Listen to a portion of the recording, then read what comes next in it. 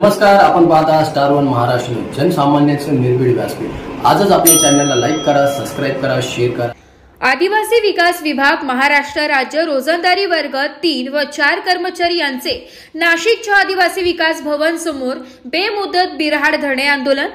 दिनांक 21 मे 2025 च्या आदिवासी विकास विभागाचे शासकीय आश्रम शाळेतील शिक्षकांची 1791 पदे बाह्य स्रोताद्वारे भरण्याचा शासन निर्णय तात्काळ रद्द करावा व रोजंदारी तासिका कर्मचारी सन 2025-2026 थेट आदेश देण्यात यावे।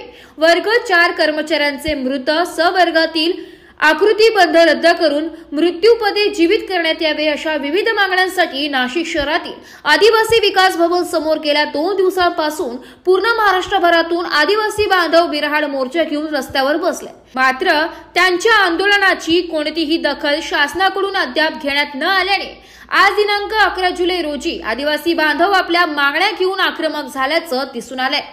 आंदोलनकर्ते आक्रमक झाल्याचं बघून आदिवासी विकास भवन कार्यालयाच्या बाहेरील गेटाला टाळे मारण्यात आले। कार्यालयाबाहेर पोलिसांचा मोठा फौजफाटा जमलाय। कार्यालयाच्या आतमध्येही पोलीस बंदोबस्त देखील ठेवण्यात आलाय। नाशिकच्या आदिवासी विकास भवनातील आतमध्ये अधिकारी कर्मचाऱ्यांना बाहेर येऊ देणार नाही असा आंदोलकांनी पवित्रा घेतला असून गेट बाहेर ये अंदर की बात है, पुलिस हमारे साथ है अशा प्रकारच्या घोषणाबाजी सुरू आहे।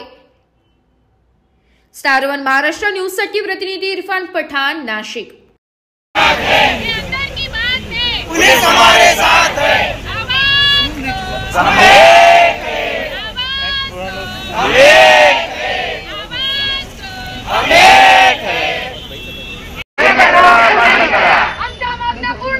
नाहीतर खुर्च्या खाली करा, नाहीतर खुर्च्या खाली करा, बाहेर स्रोत बंद करा। नोकरी आपल्या हक्काची, नाही कुणाच्या बापाची, नोकरी आपल्या हक्काची, नाही कुणाच्या बापाची, कोण म्हणता येणार नाही, घेतल्याशिवाय राहणार